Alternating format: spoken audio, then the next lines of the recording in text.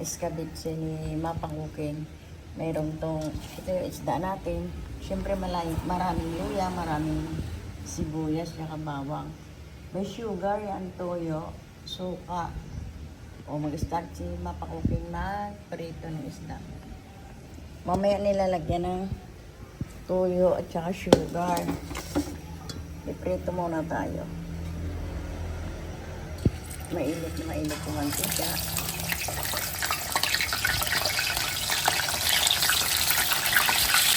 Malalaking isda ito. Prito muna natin yan. Tapos, saka natin lagyan ng escabeche, lagyan natin ng suka, asukal, toyo. Pero mamaya pa. Mag-slice tayo na luya mamaya. Balik ka rin na ni Mapa Cooking. Gagawa na tayo ng sauce ng ating spaghetti. Maraming luya yun. Hindi ka pag mainit sa mantika.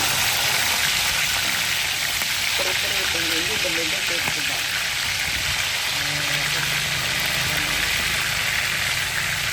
Magagawa tayo na sauce niya.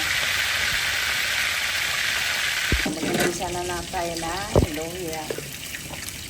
Maraming luya to.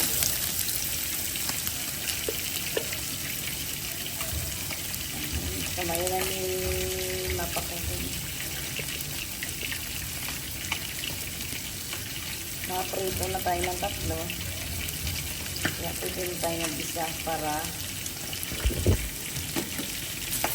antayin natin talaga pumula ito ng ating ay light brown yung ating bumangon yung ating luya.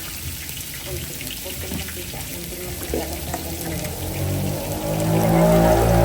Parang lumikot pa yung mantika eh.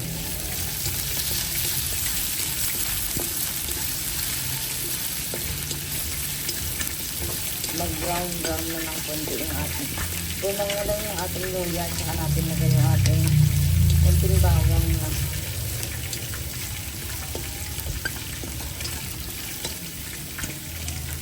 Balikan natin. Pwede na natin lagay yung ating bawang. Lain natin yung ating luya kanina. Sunod natin yung ating sibuyas.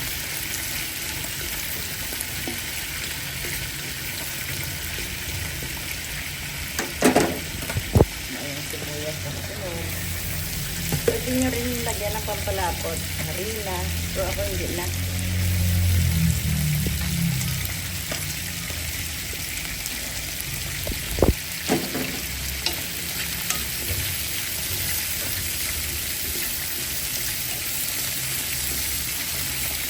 Lagyan natin.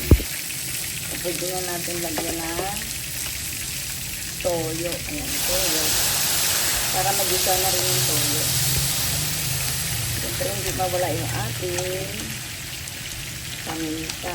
Pero sabay na natin paminta. Para mag-isa yung ating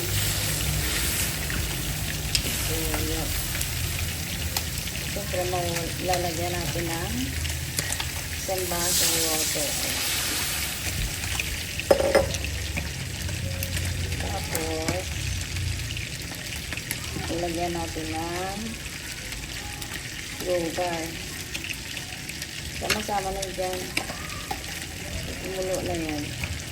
Ibabalas yan. Lalagyan nyo ng suka. Lagyan na rin natin ng suka. Pagka hindi lumapot, nilagyan natin ng harina. Tapos tikman na natin mamaya. O, siyempre, sasabay natin yung ating piniritang isda. Lagyan natin pampalapot. Parang hindi kasi malapot. Tulok. Laksan natin natin. May suka na to. O, kompleto na yan. Sugar, mga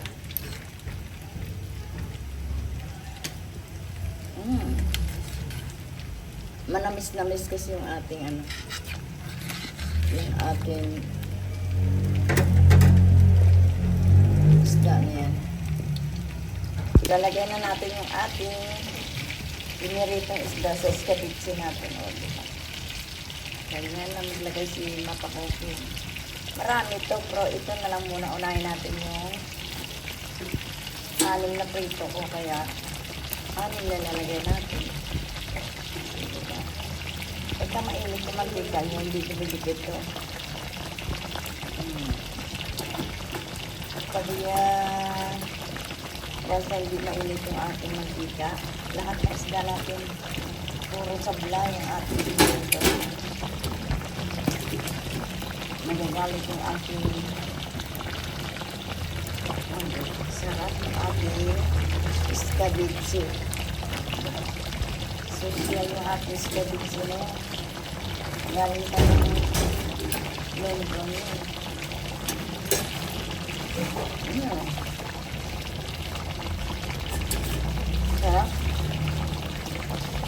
Sarap ng isda. Pinurin ko ko.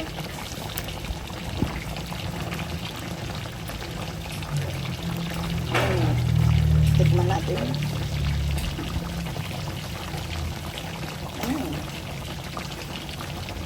Tama ang lasa. Okay na. Like and subscribe kay Mapakoking. Thank you for watching.